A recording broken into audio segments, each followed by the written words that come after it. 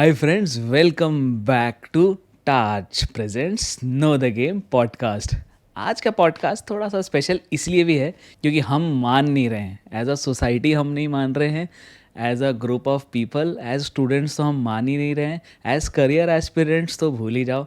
हम बस ये कोशिश कर रहे हैं कि कैसे भी करके कहीं पे भी बस एक सरकारी नौकरी में घुस जाएं। तो आज मैं बताऊंगा आपको टोटल 5 ऑल्टरनेटिव्स। कोई रॉकेट साइंस नहीं है। 5 ऑल्टरनेटिव्स बताऊंगा क्योंकि एक से आप नहीं मानोगे, दो से नहीं मानोगे, इसलिए 5 ऑप्शन दे रहा हूँ।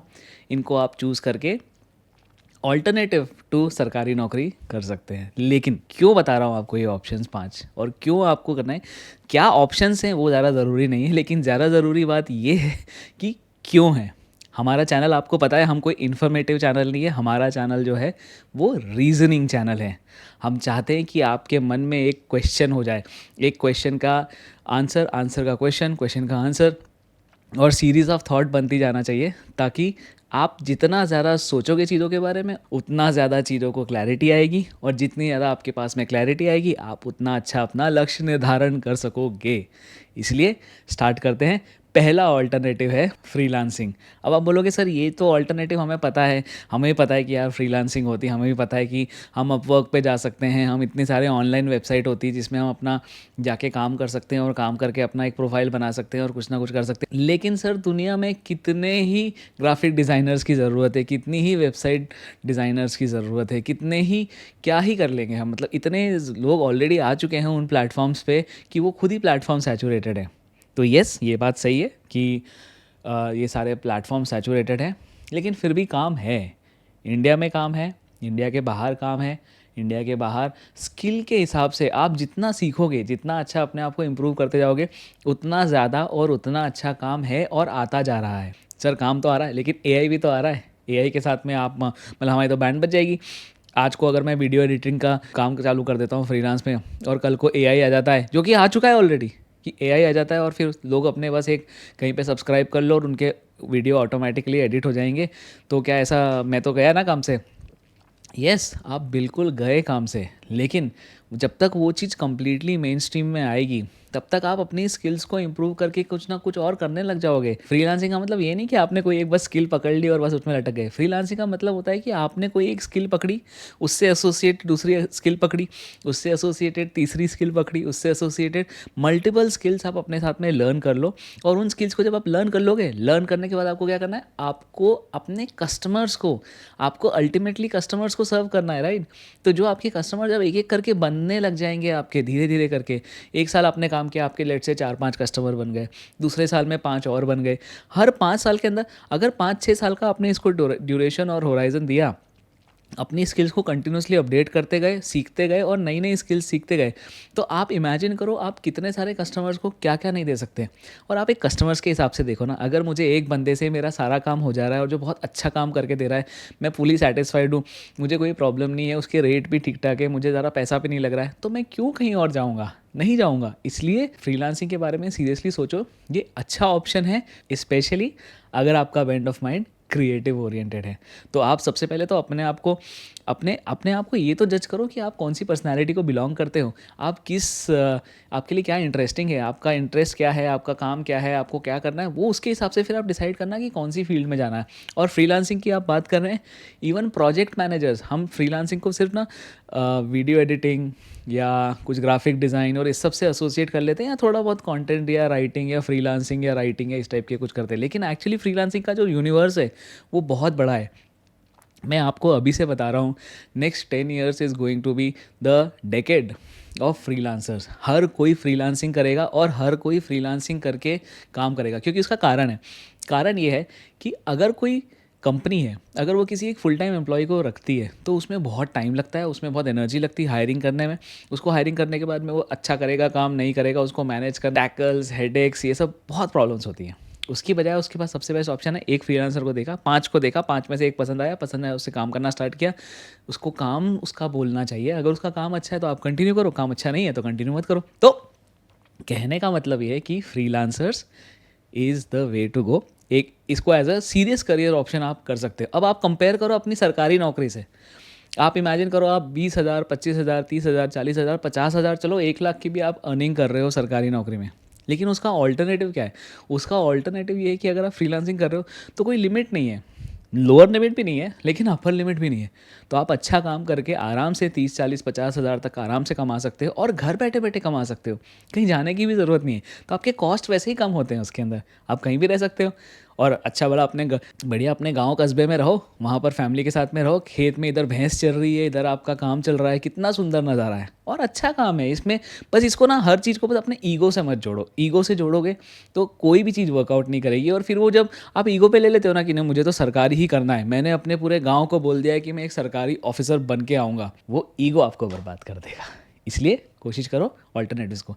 नेक्स्ट ऑल्टरनेटिव, सेकेंड वाला, माइक्रो एंड स्मॉल बिजनेस। अब आप बोलोगे ये तो मोदी जी ने भी कहा था कि पकौड़े तल लो। अरे हाँ, कहा था, और ये बात उनकी थोड़ा सा अगर हम डिटेल में समझें तो इसमें बहुत सारे एस्पेक्ट्स हैं इसके। देखो, जो जितने भी लोग, आप जितने भी आसपास लोगों को जानते हैं, जो जैसे चाय वालों का आजकल बहुत एग्जांपल चल रहा है, या रेस्टोरेंट वालों का या कैफ़े वालों का, उनका एग्जांपल चल रहा है। मेरी खुद की फैमिली में कुछ लोग हैं जो इतना अच्छा काम कर रहे हैं और इतना अच्छा अर्न कर रहे हैं, और मेरे फ्रेंड सर्कल में कितने सारे लोग हैं जो छोटा छोटा छोटा कुछ बिजनेस करते हैं और बिजनेस में थोड़ा दिमाग लगाते हैं और अपने बॉस खुद बन के अच्छे से काम कर रहे हैं और अर्निंग कर रही है। इंडिया में पैसा सिर्फ 2 टाइप के लोगों के पास में है। जॉब वालों के पास तो बिल्कुल भी नहीं है, और सरकारी जॉब वालों के पास तो बिल्कुल ही नहीं है, अनलेस कि वो वाला पैसा हो। तो वो वाला पैसा अगर आपको नहीं चाहिए और आप ईमानदारी से जीना चाहते हैं तो भाई बिजनेस कर लो, जो कि दूसरी कैटेगरी ऑफ पीपल है जिनके पास पैसा है। पैसा कमाने के लिए कोई लिमिट नहीं है, और जितना आप कमाना चाहते हो कमा सकते हो। तो छोटा मोटा ही बिजनेस स्टार्ट करो, लेकिन कुछ ना कुछ सोचो। लेकिन बिजनेस के अंदर, कुछ भी बिजनेस स्टार्ट करने से पहले एक दो स्कूल ऑफ थॉट होते हैं, उनको आप थोड़ा समझ लो। स्कूल ऑफ थॉट मतलब सोचने का तरीका। तो स्कूल ऑफ थॉट दो जो होते हैं उसमें एक ही होता है कि या तो आप किसी भी बिज़नेस के बारे में पूरा नॉलेज ले लो, एकदम पूरा उसमें डीपली घुस जाओ, उसकी थ्योरी प्रैक्टिकल सब समझ लो और फिर उसको स्टार्ट करो। तो इसको बोलते हैं प्री डिटरमाइंड, मतलब आपने पहले से सोच समझ लिया है और फिर आप सारी रिस्क देख लिए, आपने अपना कैपिटल देख लिया, आपने सब कुछ देख लिया, फिर आप उसके अंदर घुसे हो। दूसरा वाला जो ऑप्शन होता है that is called build in public. Build in public मतलब, ये तो सॉफ्टवेयर के लिए टर्म होती है लेकिन नॉर्मल बिजनेस में भी चल जाएगी। बिल्ड इन पब्लिक का मतलब क्या है कि आप सोचो मत, आप रिसर्च मत करो, आप पहले आइडिया जो भी आपके मन में आ रहा है ना उसको पहले स्टार्ट कर दो मिनिमम से मिनिमम लेवल पे। मतलब जो भी कोई भी बिजनेस अगर सबसे छोटे लेवल पे आप स्टार्ट कर सकते हैं ना, उस लेवल पे स्टार्ट कर दो। अगेन इसके लिए आपको अपना ईगो हटाना पड़ेगा, ईगो को कम्प्लीटली हटा दो। अपनी समाज क्या सोचेगा एंड मेरे फ्रेंड्स क्या सोचेंगे, ये चीज़ हटा दोगे ना, तो उसके बाद में इतना ईजी हो जाएगा ना बिजनेस करना। बिजनेस करना स्टार्ट करा छोटे से लेवल पे, जितना छोटा कर सकते हो उतना छोटा, 500 रुपये में, 1000 रुपये में, 2000, 3000, इतने में, जो भी आप छोटे से कर सकते हो ना, और वहाँ से उसको ग्रो करने लग जाओ। तो हमारे दिमाग में क्या आता है ना, अरे मैं ऐसे छोटा सा बिजनेस करने के लिए बना हूँ क्या, या मैं ऐसा छोटा बिजनेस करूँगा, मुझे शर्म आएगी ऐसे बिजनेस करने में। वो सब ठीक है, मैं समझता हूँ उस बात को, लेकिन जब तक आप वो छोटे से बिजनेस से ग्रो नहीं करोगे ना, तो आपको उसकी छोटी छोटी छोटी जो इनिशियल बारीकियाँ है ना वो समझ में नहीं आएगी। और अगर बारीकियाँ समझ नहीं आएगी तो फिर काम कैसे करोगे भाई, वो तो बहुत ही डिफिकल्ट हो जाएगा आपके लिए। तो इसलिए बहुत ही छोटे लेवल से स्टार्ट करो। रिस्क ही नहीं है, रिस्क की बजाय तो उल्टा, और take it as a fun ना, कि एज अ चैलेंज ले लो, अपने आप में चैलेंज ले लो। तो आपको अगर इज्जत का वो हो रहा है ना कि यार मेरे परिवार वाले क्या बोलेंगे कि मैंने क्या ऐसा छोटा सा काम स्टार्ट कर दिया, तो एक काम करो, अपने परिवार में सबको, फ्रेंड सर्कल में सबको डिक्लेयर कर दो कि यार मैं तो एक चैलेंज ले रहा हूँ। और चैलेंज क्या है? चैलेंज बस ये है कि मैं ना अगले 3 महीने तक ना एकदम एकदम किसी भी, बिना किसी की हेल्प के ना कुछ करने की कोशिश करूँगा। तो सब लोग बोलेंगे अरे सब आपके ऊपर हंसने लग जाएंगे, लेकिन हंसेंगे, लेकिन उसको एज अ मजाक में लेंगे। ऐसा नहीं सोचेंगे कि यार आप किसी मजबूरी में आके आपको, तो कोई आपको जज नहीं करेगा। प्रॉब्लम हमारी सिर्फ जजमेंट से है। ये जितने भी लोग सरकारी नौकरी की कोशिश कर रहे होते हैं ना, एक तो ये कि कभी ऑल्टरनेटिव्स की तरफ सोचते नहीं है, और सोचते भी हैं तो ये सोच के पीछे हट जाते हैं कि यार एक तरफ मेरे पास इतना रुतबा आ जाएगा सरकारी नौकरी का, और एक तरफ मैं ये काम छोटा बिजनेस कर रहा हूँ। ये है अल्टीमेटली, देखो आपको अपना घर चलाना है, आपको अपने पेरेंट्स को संभालना है, अपनी फैमिली को संभालना है, और अल्टीमेटली जब आपकी शादी हो जाएगी तब अपने बच्चों को संभालना है और अपनी फैमिली को संभालना है। तो अगर आपका यही अल्टीमेट उद्देश्य है, ट्रस्ट मी, एक पॉइंट के बाद में कोई फ़र्क नहीं पड़ता सरकारी नौकरी क्या है, प्राइवेट नौकरी क्या है। जब आप बड़े हो जाते हो 35-40 साल के, तो कभी ना कभी तो हो गए, राइट? अभी नहीं समझ में आ रही है वो चीज़, लेकिन जब आप 35-40 ईयर्स के हो गए तब आपको रियलाइज़ होगा कि ये जितना भी हमने पूरा प्रपंच किया था ना कि मैं इतने में घुस जाऊंगा, मैं ये सरकारी नौकरी कर लूँगा, ये इट वॉज़ ऑल अननेसेसरी। आप किसी भी या तो सरकारी नौकरी वाले पर्सन से पूछ लीजिए या ऐसे किसी पर्सन से पूछ लीजिए कि जिसकी नहीं लगी, ट्रस्ट मी उससे कोई लाइफ चेंज नहीं होती है। थोड़ा सा इनिशियल बस एक पब्लिसिटी हो जाती है कि अरे वो उसमें ये बन गया, उसमें ये बन गई, वो इस एग्ज़ाम में बहुत अच्छी आ गई, वो एक मोमेंट्री रहता है। 6 महीने के बाद वो भी भूल जाते हैं और उसके बाद में इतनी बोरिंग ज़िंदगी है ना, वो इतनी बोरिंग। मेरे फैमिली में सब सरकारी नौकरी वाले हैं, मेरे को बिल्कुल ही पसंद नहीं है सरकारी नौकरी, पर्सनल लेवल पे पसंद नहीं। क्यों? क्योंकि यार वो वो करके भी क्या हो जाएगा? क्या ये सरकारी उसके लिए कि मैं पैदा हुआ हूँ क्या कि मैं ये सब चीज़ें करता रहूँगा कि अच्छा ठीक है, उसका एक अलग सेक्शन है, सोसाइटी की हेल्प करना है आपको, लेकिन उस मकसद से कौन जाता है सरकारी नौकरी में? कोई नहीं जाता है। हर कोई चाहता है कि मैं उसमें जाऊँगा, मेरा बहुत नेम हो जाएगा, मेरा फेम हो जाएगा, हो सकता है मैं एक कैमरा लेके मैं अपने आप को एक डीएसपी बता दूँ, मैं अपने आप को एक डीएम बना दूँ। वो चीज़ के अलावा बाकी उसमें बहुत खोखला है अंदर। अंदर से आपको रियलिटी नहीं पता है, बहुत खोखलापन है। आप पॉलिटिशियंस से डील कर रहे हो, आप ऐसे लोगों से डील कर रहे हो जिनका कोई मतलब it's not the life you want. Trust me. आप लगने के बाद में कितने लोग होते होंगे जो दिन दिन भर सोचते होंगे कि मैं छोड़ देता हूँ, ये बैंक की झोपड़ी छोड़ देता हूँ, ये इसको छोड़, लेकिन वो नहीं छोड़ सकते क्योंकि उन्होंने बहुत लाइफ का अपना एक हिस्सा उसमें गंवा दिया है, उसमें खपा दिया है। कैसे छोड़ेंगे यार? नहीं छोड़ सकते। लेकिन अगर अभी आपकी नहीं लगी है और अगर आपके पास आपके सामने चॉइस है कि मैं जाऊं या ना जाऊं, जाना चाहिए कि नहीं जाना चाहिए, तो भाई प्लीज़ अपने आप को रैशनली सोचो, अपने आप को रीजनिंग करो कि यार क्या वो ऐसा करियर है जो आप लाइफ लॉन्ग करना चाहोगे। आप एक रील को देखते हो क्या 5 बार 10 बार? आप खुद सोच के बताओ। आपके मोबाइल में शॉर्ट्स या रील्स आती हैं, कभी उसको देखा है कि कभी एक एक ही रील को 10 साल तक देख सकते हो आप? नहीं देख सकते ना। तो भाई एक ही जॉब को 10 साल तक कैसे करोगे आप? बहुत स्लो है, बहुत स्लो है। आप आपको नहीं पता कितना स्लो है वो सिस्टम। वो अलग दुनिया चल रही है सरकारी लोगों की। बुरा मत मानो, लेकिन तीसरे वाले ऑप्शन पे आते हैं जिसको हम बोलते हैं फिजिकल जॉब्स, या जिसको बोलते हैं स्किल बेस्ड जॉब, या बोलते हैं टेक्निकल जॉब्स। आप बोलोगे यार ये अब सर आप ना आप मतलब आप थोड़ा सा आप बिलो द बेल्ट हो गए हो क्योंकि अब मुझे समझ में आ गया है कि आप हमारे मज़े ले रहे हो। नहीं भाई, मज़े नहीं ले रहा हूँ, मैं सीरियसली बता रहा हूँ। आप देख लो किसी भी अपने आसपास के सर्कल में, देख लो आपकी फैमिली में, फ्रेंड्स में और आपके नोन सर्कल में कोई ना कोई तो होगा जो कारपेंट्री का काम कर रहा है, कोई ना कोई तो होगा जो मेसनरी मतलब मिस्त्री का काम कर रहा है, कोई ना कोई तो होगा। अब ये सारे काम क्या है, ये लगते हैं कि ये बिल्कुल ही एंट्री लेवल के काम है और आपको लगता होगा कि यार हम एजुकेटेड, हम ये क्यों करेंगे। Correct, it is okay, understandable है। लेकिन अब उसके अंदर समझो कि मिस्त्री का काम करना का मतलब ये नहीं कि आप पूरी लाइफ लॉन्ग ईंटें ही जोड़ते रहोगे या प्लास्टर ही करते रहोगे। नहीं, आप वही चीज़ तो गलत समझ रहे हैं। हम इंडिया के यूथ को वो समझना पड़ेगा कि इट इज़ नॉट दैट। मिस्त्री का काम इज़ नॉट मिस्त्री का काम। मिस्त्री का काम इज़ मिस्त्री का काम for 1 year 2 year, then it is about your brain. 1 साल 2 साल काम करोगे, दिमाग सही है तो आप ठेकेदारी करने लग जाओगे। ठेकेदारी में कितना पैसा है? अथाह, आप इमेजिन नहीं कर सकते। ठेकेदारी करोगे 1 2 साल, उसके बाद समझ में आएगा कि अच्छा यार मैं थोड़े कॉन्ट्रैक्ट्स उठा लेता हूँ।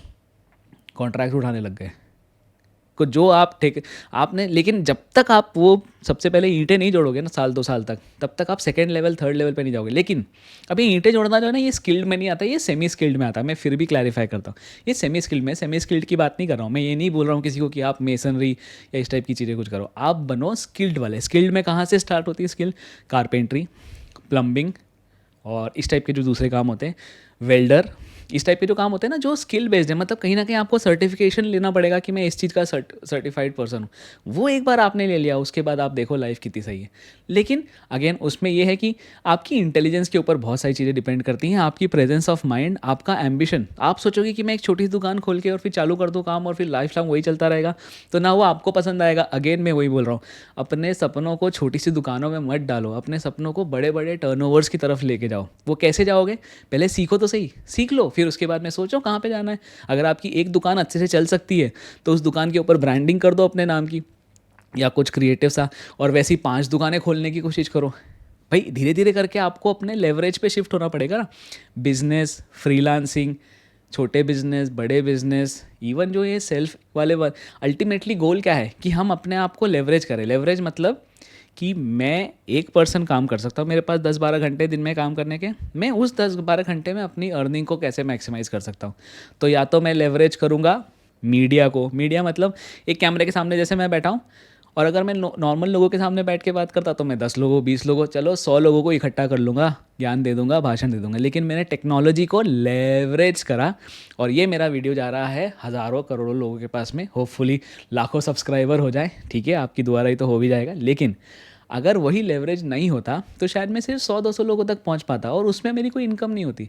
वहीं अगर आप कोई स्किल बेस्ड जॉब कर रहे हैं और उसको एक बिज़नेस में कन्वर्ट कर लेते हैं, बिज़नेस में कन्वर्ट करने के बाद में क्या होगा, छोटा सा बिज़नेस रहेगा, आप एक पर्सन हो, लेकिन अगर आपने 10 लोगों को एम्प्लॉय किया हुआ है या 10 लोगों के साथ में 10 लोगों को पार्टनर या एसोसिएट किया हुआ है, तो वो 10 लोग जो हैं, जो एम्प्लॉयज़ हैं आपके, वो आपका लेवरेज हो गए ना। काम आप एक कर रहे हो लेकिन आपके पास आउटपुट 10 लोगों का आ रहा है, तो आपकी इनकम मल्टीपाइड बाय 10 हो जाएगी। तो ये लेवरेज का कॉन्सेप्ट समझाएंगे कभी डिटेल में किसी और वीडियो में, लेकिन अभी के लिए इतना समझ लो कि जब स्किल बेस्ड भी जॉब करो, चाहे फ्रीलांसिंग करो या छोटा बिजनेस करो, अल्टीमेटली एम ये है कि आप सबको, हम सबको, पूरी सोसाइटी एज अ होल को एज अ बिजनेस का, छोटे बिजनेसेस का एक बहुत बड़ा कॉन्स्टिलेशन बनाना है इंडिया के अंदर।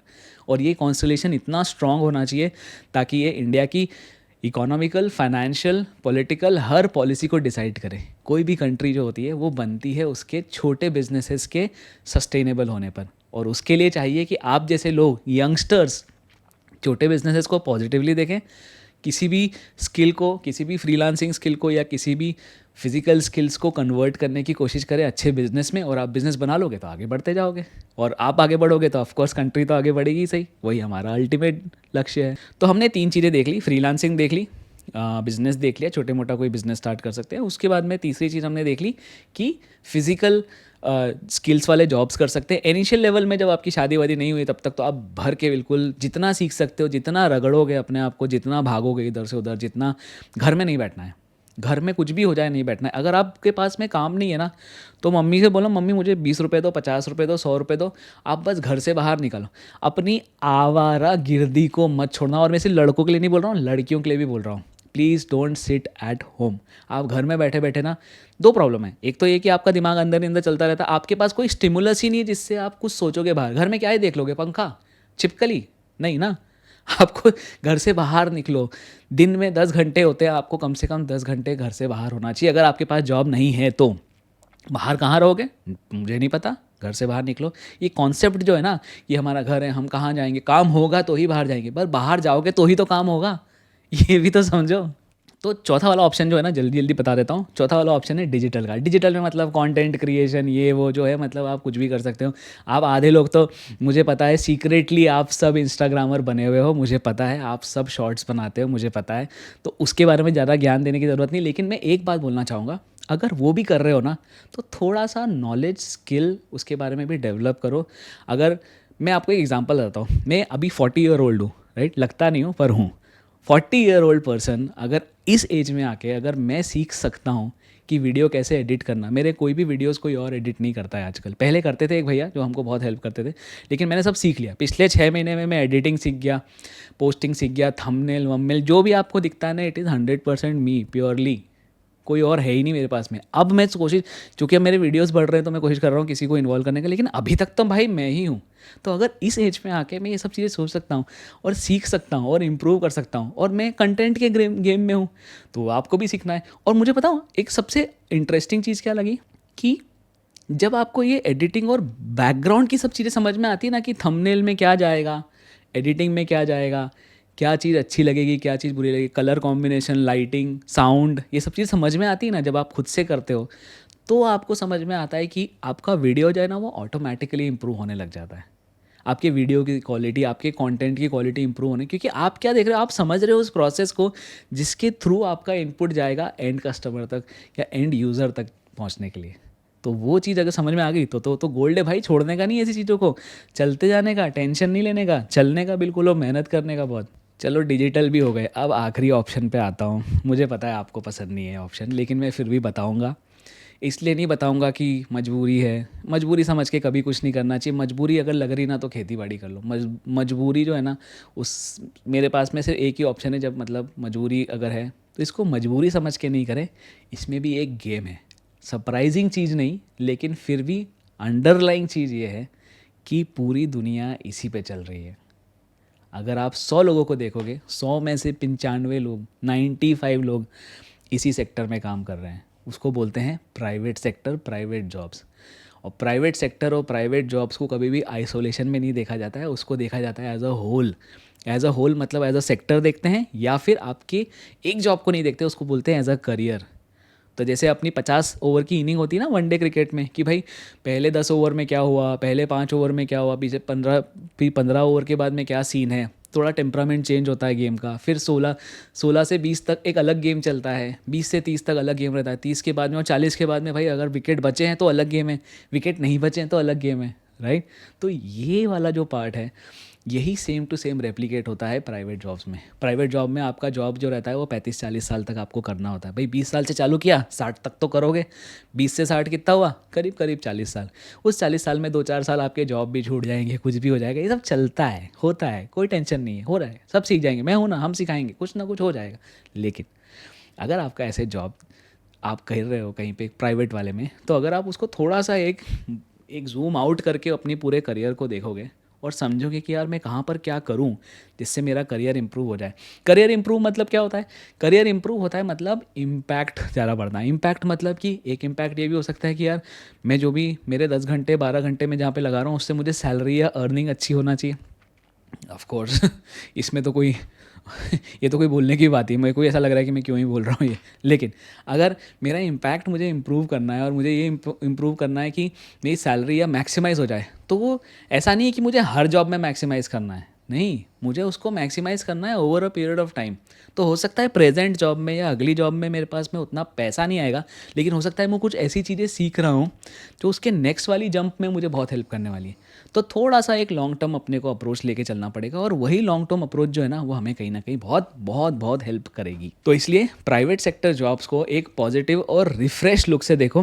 लेकिन प्राइवेट सेक्टर जॉब जो है ना वो इतना ईजी भी नहीं है, लेकिन उतना डिफिकल्ट भी नहीं। डिपेंड करता है कि आपको उसको किस नज़र से देखते हो। अगर आप उसको इस नज़र से देखते हो कि नहीं यार मुझे प्राइवेट जॉब करना है और मुझे अच्छा अच्छा करियर बनाना है, कोई बुरा ऑप्शन नहीं है। मैं आपको एक एग्जांपल बताता हूँ।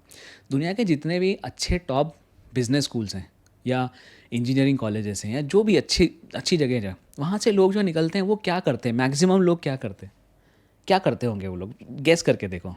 वो हमेशा कोशिश करते हैं अच्छे से अच्छी जगह पे प्लेसमेंट पाने की।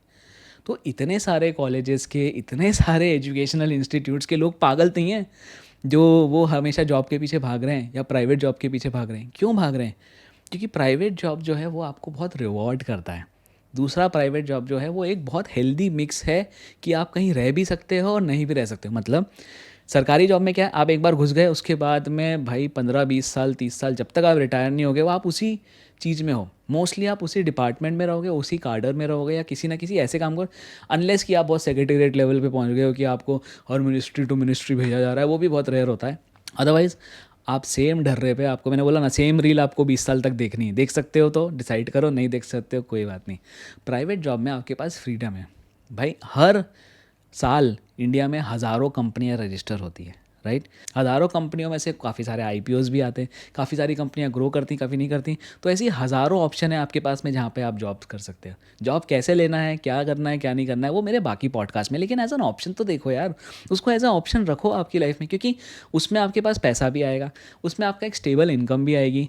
चलो ठीक है, उसमें लॉन्ग टर्म स्टेबिलिटी नहीं है कि ऐसा नहीं कि कंपनी में आप करोगे तो कभी दूसरा जॉब छोड़ना ही, दूसरा जॉब करना ही नहीं पड़ेगा, ऐसा नहीं है। लेकिन एक फिर भी एक स्टेबिलिटी रही कि यार कम से कम 2-3 साल आप यहाँ पे आराम से काम करेंगे, उसके बाद देखेंगे। और आपके पास फ्लेक्सिबिलिटी नहीं जमा तो छोड़ देंगे। ऐसी फ्लेक्सिबिलिटी कौन देता है? आपने आज बिजनेस स्टार्ट किया, ठीक है, कल को नहीं जमा, क्या करोगे? छोड़ दोगे? नहीं छोड़ सकते ना, बिजनेस को तो नहीं छोड़ सकते। फ्रीलांसिंग आपने स्टार्ट कर दी, छोड़ दोगे? आप काम करना रोक सकते हो लेकिन उस स्किल को नहीं छोड़ सकते आप। तो इतनी सारी चीज़ें, अलग अलग ऑप्शन है। इसलिए मैं तो ये सजेस्ट करूँगा, और मुझे पता है आप लोग जो है अगर लॉजिकली देखोगे और रीजनिंग के साथ में हर चीज़ को देखोगे, मेरे ख्याल से 5वां जो ऑप्शन है ना वो सबसे अच्छा है। क्योंकि 5 वाले ऑप्शन में भी बहुत सारे ऑप्शन हैं कि आप उसके अंदर भी सेल्स में जा सकते हो, मार्केटिंग में, अकाउंटिंग, ये वो कितनी सारी चीज़ें हैं। तो अगर आप एक इस स्टेज पे हो करंटली कि आप डिसाइड कर रहे हो कि मुझे कहाँ पर जाना है या मैं कहाँ पहुँचना चाहता हूँ, या और अगर ये भी नहीं पता है ना कि कहाँ पहुँचना है, क्योंकि लोगों को नहीं पता होता यार, मुझे ही नहीं पता। मैं जब अपना करियर स्टार्ट किया था, मुझे सिर्फ 1 साल 2 साल 3 साल का होराइजन पता था कि यार 1-2 साल में ये हो सकता है। अब मैं जिस भी इंटरव्यू में जाता, वो एचआर वाला मुझसे पूछता है where do you see yourself in 5 years। मैंने कहा भाई मुझे पता ही नहीं है। अब मैंने बोला आपको पता है तो आप बता दो। अगर आपको पता है तो आप बता दो कि आप 5 साल में कहाँ रहोगे। नो बडी नोज 5 साल में क्या टेक्नोलॉजी होगी, 5 साल में क्या बिजनेस होगा, किसको पता है यार, किसी को नहीं पता। हम बस बात करे जा रहे हैं, बड़ी बड़ी बातें करवा लो बस सबसे। पर मेन बात मुद्दे की ये है कि एक थोड़ा सा लॉन्ग टर्म अप्रोच लेके चलो। 2-3 साल का होराइजन आपके पास हमेशा होना चाहिए कि यार अगले 2-3 साल में क्या प्लान है, क्या करना है, क्या करते जाएंगे, और फिर उसके अकॉर्डिंगली अपना करियर चलता रहेगा। तो ये 5 ऑल्टरनेटिव सरकारी नौकरी के मैंने आपको बता दिया। अगेन मैंने बोला है ये इन्फॉर्मेशन नहीं है, ये रीजनिंग है। वीडियो के अंदर इन्फॉर्मेशन की कोई कोशिश नहीं दे रही है कि आपको ये 5 इन्फॉर्मेशन हो रही हो, अच्छा ये 5 पॉइंट नंबर 1 पॉइंट नंबर 2, ऐसे नहीं कर रहा हूँ। सिर्फ ये कर रहा हूँ कि आपको समझाने की कोशिश कर रहा हूँ कि अपने दिमाग से सोचना स्टार्ट करो। जब तक सोचोगे नहीं तब तक डिसाइड नहीं कर पाओगे, जब तक डिसाइड नहीं कर पाओगे, जब तक आगे नहीं बढ़ पाओगे, तो पहुँचोगे कहाँ? लक्ष्य क्या है, कहाँ है, क्या जाना है, क्या करना है, नहीं पता है भाई। इसलिए सोचना स्टार्ट करो। मेरे वीडियोस का पूरा अभी ये 35-40 वीडियोस हो चुके हैं। सारे वीडियोस को कोशिश करो एक बंच में बिंज वॉच करने की। उसके लिए करना पड़ेगा सब्सक्राइब। तो सब्सक्राइब करो, बिंज वॉच करो, उसको समझो कि मैंने कितनी सारी चीज़ें आपको बताई हैं। ये सारी एवरग्रीन, सदाबहार। ऐसा नहीं कि मैंने 1 साल पहले वीडियो डाला तो उसका मतलब ये कि अभी वो रेलेवेंट नहीं है। भाई सुपर रेलेवेंट है, लेकिन you have to go and watch. आप देखोगे, उसमें टाइम स्पेंड करो, समझने में टाइम स्पेंड करो, स्किल में नहीं, समझने में, अपने आप को, अपनी सोच डिसाइड करने में और अपनी सोच को इम्प्रूव करने में टाइम स्पेंड करो। वो सही इन्वेस्टमेंट है आपकी लाइफ का। बाकी सब चीज़ें होती रहेंगी, सब कुछ हो सकता है, टेंशन लेने का नहीं, मेहनत बहुत ज़्यादा करने का। आपको पता है भारत में कार्य प्रगति पर है। And if you know the game you will play it well. मिलते हैं नेक्स्ट एपिसोड में। जय हिंद।